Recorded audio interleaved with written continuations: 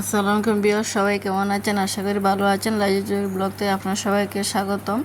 তো আশা করি ভিডিওটি দেখবেন। তো আজকে ছুটির দিন, তারপরও ব্যস্ততার মাঝে আবার সকালটি শুরু হলো।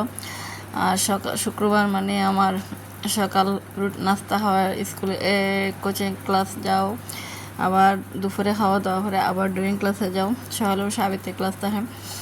তো 3 ঘন্টা 6 ঘন্টা আমার এমনি চলে যায়। আর সারাদিন এই যে ব্যস্ততার মাঝে সারাটা দিন হাঁটে।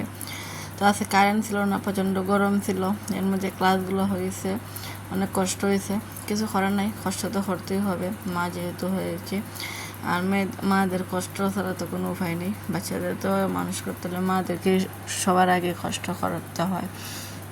তো জানি না সফলতা কখন পাবো কি পাবো না, আজও জানি না।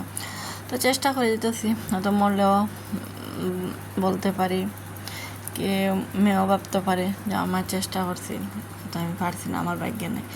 তো যেটা আছে কপালে হবে। তো ক্লাস শুরু হয়ে গেছে। তো আমরা মায়েরাই বাচ্চাদেরকে সময় দেওয়া লাগবে। অনেকে অনেক কিছু ভাবে যে একটা বাইরে গেলেই মনে হয় মেয়েরা কী হয়ে যায় কি না হয়ে যায়। আসলে বাইরে যাওয়ার কতটুকু কষ্ট, কতটুকু পরিশ্রম, একটা বাচ্চার তলে কতটুকু সময় দিতে হয়।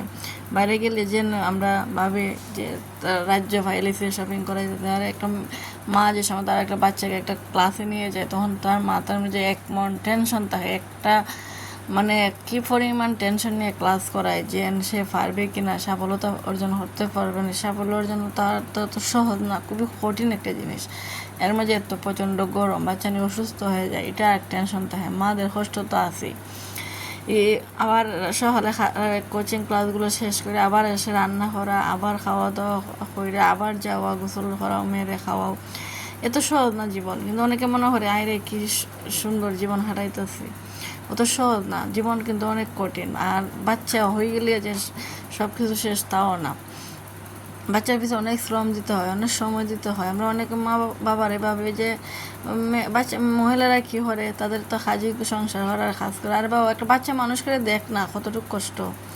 আর একটা মা জানে তার বাচ্চাকে মানুষ করতে কতটুকু পরিশ্রম, কতটুকু শ্রম দিতে হয়। তার শপিং মলে গিয়ে ঘোরার সময় না 1 মিনিট।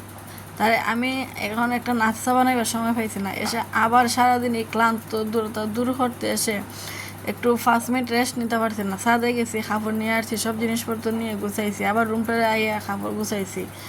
এর মধ্যে নাই কারেন্ট, আর আইপিএস তো বুঝে নেই, এত সাপোর্ট দিতে পারে না এখন গরমের কারণে।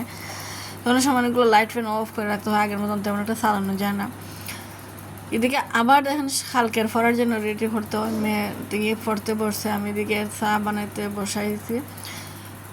তো আমাদেরকে জীবনটা যতটুকু সহজ মনে করেন না আপনারা, অত সহজ নয়, খুবই কঠিন। একটা বাচ্চা নিয়ে যুদ্ধ করা অনেক কঠিন। তো তার পরে সংগ্রাম করতে হয়। নাস্তা বানাতে সময় লাগবে, ওদিকে আছে মেরে ফরানোর সময় নষ্ট হবে, ওদিকে আছে আর বিস্কুট খাইতেছি। এটা হচ্ছে মাদের জীবন। তো ভালো থাকুন বিয়াস, আসসালামু আলাইকুম।